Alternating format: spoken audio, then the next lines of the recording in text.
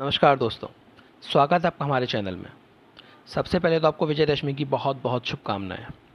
जैसा कि हमने आपको प्रॉमिस किया था कि हम एक नई सीरीज़ स्टार्ट करने वाले हैं, जिसमें हम 5 मिनट में आपको जो भी करंट में इश्यूज़ चल रहे हैं उनके उनको एक्सप्लेन करेंगे, उनके कंसेप्ट समझाएंगे, ताकि 5 मिनट में आप ये जान पाएँ कि एक्चुअली जो भी टर्म्स न्यूज़ चैनल्स में या अखबार में यूज़ की जा रही है उनका मतलब क्या है, उनका कंसेप्ट क्या है।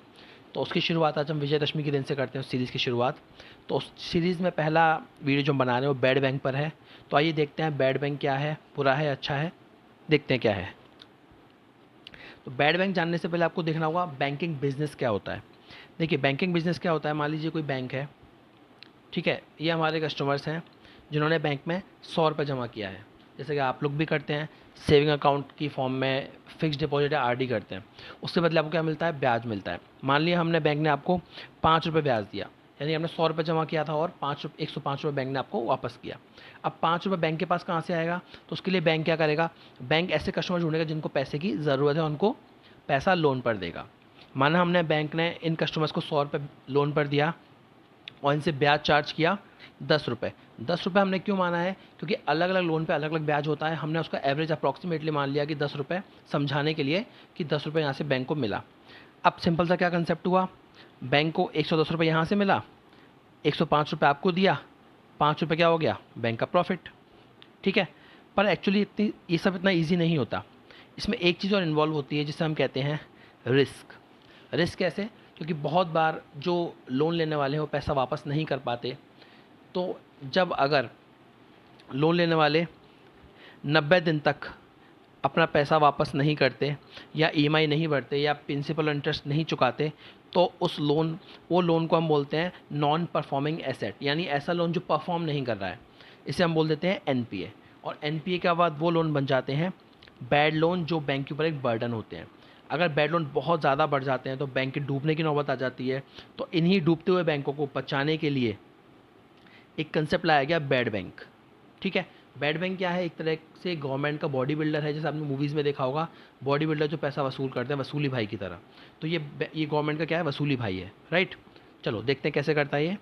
बैड बैंक एक्चुअली दो चीज़ों को मिलाकर बनाया गया है, एन और आई। एन होता है national asset reconstruction company limited, और आई होता है Indian depth resolution company limited. अब होता क्या है, इस जो न्यूज़ में आया है उसमें बताया गया है कि एन गवर्नमेंट बैंक्स का 2000 करोड़ का एनपीए, सॉरी 2 लाख करोड़ का एनपीए बाई करेगा। कितने पैसे में? 30,600 करोड़ में। 30,600 करोड़ एन को लॉट किए गए हैं 2 लाख करोड़ का एनपीए बाई करने के लिए। अब आप सोच रहे होंगे 30,600 करोड़ में 2 लाख करोड़ का एनपीए कैसे बाई करेगा? इसके लिए क्या कंसेप्ट लाया गया है?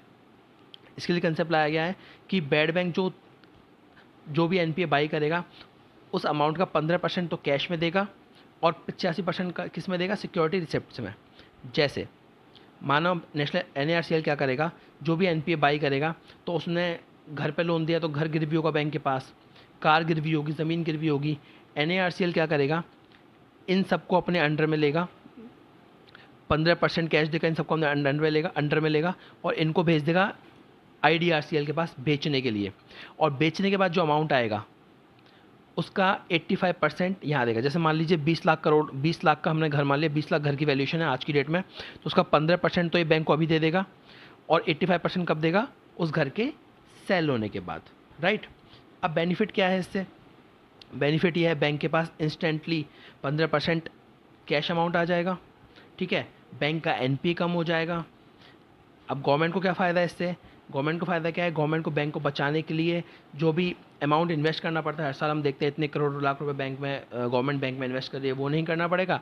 और प्लस गवर्नमेंट बैंक का जो भी प्रॉफिट है वो शेयर गवर्नमेंट को मिलता रहेगा। तो एक्चुअली बैड बैंक अच्छा है हमारी इकोनॉमी के लिए, राइट। चलिए, लाइक कीजिए अगर आपको वीडियो पसंद आया हो तो, शेयर कीजिए अपने दोस्तों के साथ और हमारे चैनल को सब्सक्राइब कीजिए। Thank you very much.